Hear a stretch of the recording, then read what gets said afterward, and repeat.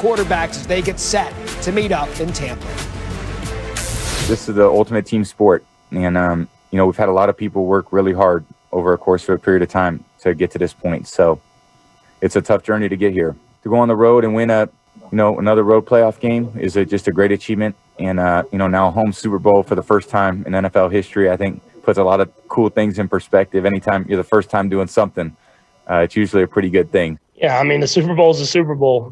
Being able to go up against one of the greatest, if not the greatest, quarterback of all time in his 150th Super Bowl, I mean, it's going to be a great experience for me. I mean, to go out there and have a chance to repeat and get to do it against the best, I mean, it's something special, and I'm excited for the opportunity. All right, not a new matchup. In fact, they've already played this season. Close game. It's exactly where Caesars William Hill has the line for the Super Bowl. 3-point game earlier in the season, 3-point game now. Kansas City favored by a field goal. If it holds, the over-under of 56.5 would be the second largest in any pro football title game since 1966, which means it's going to be a 7-6 final in the Super Bowl. Everybody knows it. Buckman NFL analyst Marcus Spears. Hey, Swagoo, we got the greatest ever versus the greatest current. Brady against Mahomes, Super Bowl 55. Your Monday morning thoughts on this matchup? Just excited. First of all, Matt, like you thought about all of the storylines in the championship rounds of the AFC and NFC, and we knew we would get a good quarterback matchup because the top 4 quarterbacks out of probably the top 6 in the NFL were competing in that game. But you think about so many storylines. Tom Brady obviously putting his stamp on Tampa and really making this thing worth everything that we talked about in the offseason. And seeing that potential that this team had. And then Patrick Mahomes, business as usual. Everybody's talked about the Kansas City Chiefs and what they could and couldn't do and all of the things that they were scared about. And I kept saying they got 15. So now you get the GOAT against the baby GOAT. And the memes have put out there, especially one by my colleague Nina Kimes, which was the funniest thing I've seen on Twitter in a long time.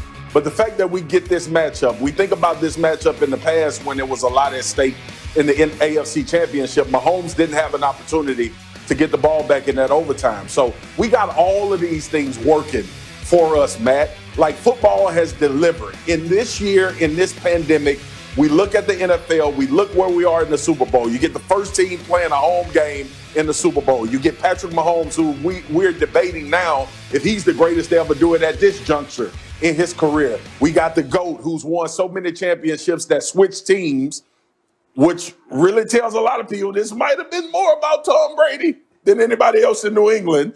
And we get a chance to watch it play out during the year of a pandemic and all of the unknown, unforeseen things that would transpire. The fact that they are here, those two guys, says a lot about them as quarterbacks.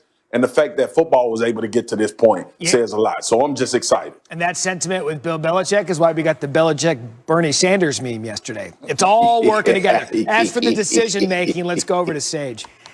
Yes, some questionable decisions for sure. Marcus, stay right there. Packers down 8, 31-23 with 2:22 to go in the fourth quarter. First and goal on the 8, and Aaron Rodgers looking for Alan Lazard. He doesn't look ready for it. Some communication issues there? I don't know. Second and goal, Rodgers scrambles right, overthrows that pass in the back of the end zone intended for Devontae Adams. Now it's third and goal. Rodgers steps up, looks like he's going to hang on to this, right? Keep the ball. We've seen him do it a million times, but he stops, throws it to Adams, pass incomplete. What do you do now? Matt LaFleur says, bring out the field goal team. Aaron Rodgers reacted after the game to that. Yeah, just I think the whole sequence there and the 8-yard line, the last 3 plays, just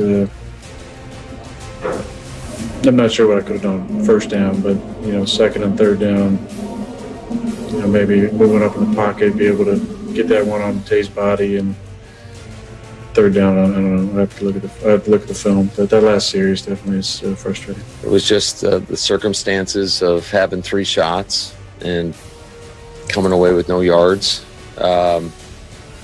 and knowing that you not only need the touchdown, but you'd need the 2-point.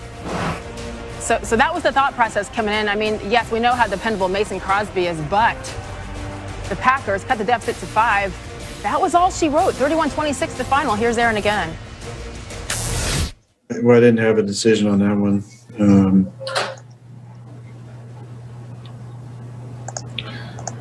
Yeah, that wasn't my decision. I thought maybe we're going to have 4 chances to go. That's a tough pill to swallow when you're responsible for everybody in this organization to make sure that you're on your A game. And I don't feel like I was tonight, and I just pretty disappointed that let a lot of people down. Ouch. Let's bring Marcus Spears back in, because we know hindsight's always 20/20, Marcus. As LaFleur, he's getting eviscerated today for his decision to kick the field goal instead of going for it. 4th and goal, 2 minutes to go. Is the criticism fair? It's fair, Sage, because you have Aaron Rodgers, right? And you have, like, there's this thought process with everybody based on what we've seen him do throughout his career, that type of pressure-packed situation, he usually comes out on the other side. And I get look, I might be in the minority, but I get what LaFleur is saying. He looked at the previous 3 plays and was like, we didn't gain a yard. I'm going to kick a field goal, rely on my defense. I still have the 2-minute warning. I also still have timeouts left. Hopefully defense can get the ball back. Aaron Rodgers go down, make a game-winning drive. So I get all of the scenarios. But in that situation, when you in the NFC Championship, you were there last year and you lost this game. You have Aaron Rodgers as your quarterback. You got Devontae Adams as a wide receiver. You got a lot of talent on that offensive side of the ball. I say give them a chance. But I'm not going to be one of those guys to come on TV and eviscerate Matt LaFleur. Yeah. Aaron Rodgers had his mistakes in that. The offense obviously didn't do anything with the first 3 downs. We saw the opportunity for Aaron to run. I don't know what that looks like to him on the football field. So I hate when people say, oh, he should have just took off. It don't look like that, everybody. We all right. Watching it at home. So it's a lot of that. But I would have went for it because of Aaron Rodgers only. Exactly. Rodgers, to your point about not, making some mistakes, he had 7 incompletions and goal-to-go situations yesterday. That's the most in any game in his entire 17-year career. So that says something as well when you think of LaFleur. Anyway, speaking of Aaron, his future seems to be in question a little, Matt. Yeah, he's been left on the sideline, Sage, for a number of crushing playoff losses. 2014 NFC title game in Seattle. Packers squandered a 12-point fourth-quarter lead. Seattle won in overtime. Next season, the divisional round at Arizona, Rodgers' Hail Mary tied the game to force OT, one of the most incredible finishes we've ever seen. But the Cards then took the kickoff and got a TD from Larry Fitzgerald to secure that victory. And then again on Sunday, Green Bay went for a field goal instead of going for it on 4th down. Tom Brady and the Bucs took the clock, killed it, making Rodgers the first quarterback since 1970 merger to lose 4 straight conference championship starts. So that begs the question, Rodgers, after the game and his future. A lot of guys' futures that are, uncertain, myself included.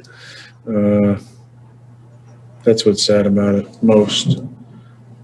Getting this far, obviously there's going to be an end to it at some point, whether we make it past this one or not. But just the uncertainty is tough, and the finality of it all. I'm going to have to take some time away for sure and clear my head and just kind of see what's going on with everything. All right, so let's start with the paperwork of the contract. Rodgers is under contract for 3 more seasons through 2023. And Marcus, we can sit here and speculate about his future all we want. Fact of the matter is we just don't know. The only thing we do know is it's the morning after for Aaron Rodgers. He came up short again.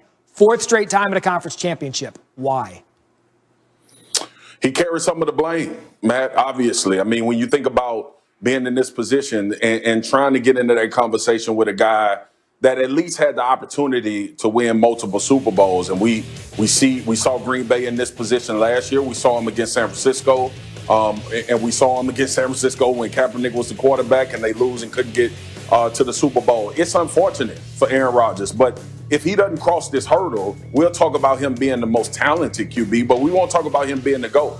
And then when you think about it in parallel, right? Think about Drew Brees and what he's been through in the playoffs and how he's lost in the playoffs. And now we're talking about him potentially departing from the NFL. Aaron Rodgers doesn't want to get to that point. Now, here's the question. Does he feel like he can get over the hump in Green Bay? Or is he looking for new scenery? I was talking about this before the season started, after they drafted Jordan Love, and it had nothing to do with Jordan Love. I just thought Aaron Rodgers, based on the things that I was watching him say and do and interpret, he would try to get out of Green Bay after this year. Like, that was my thought coming into the season. And obviously, you go through the ebbs and flows, and they have success, obviously, get to the NFC Championship again. But I'm not sure if this is not about Aaron Rodgers necessarily wanting to you know, have an ill will towards Green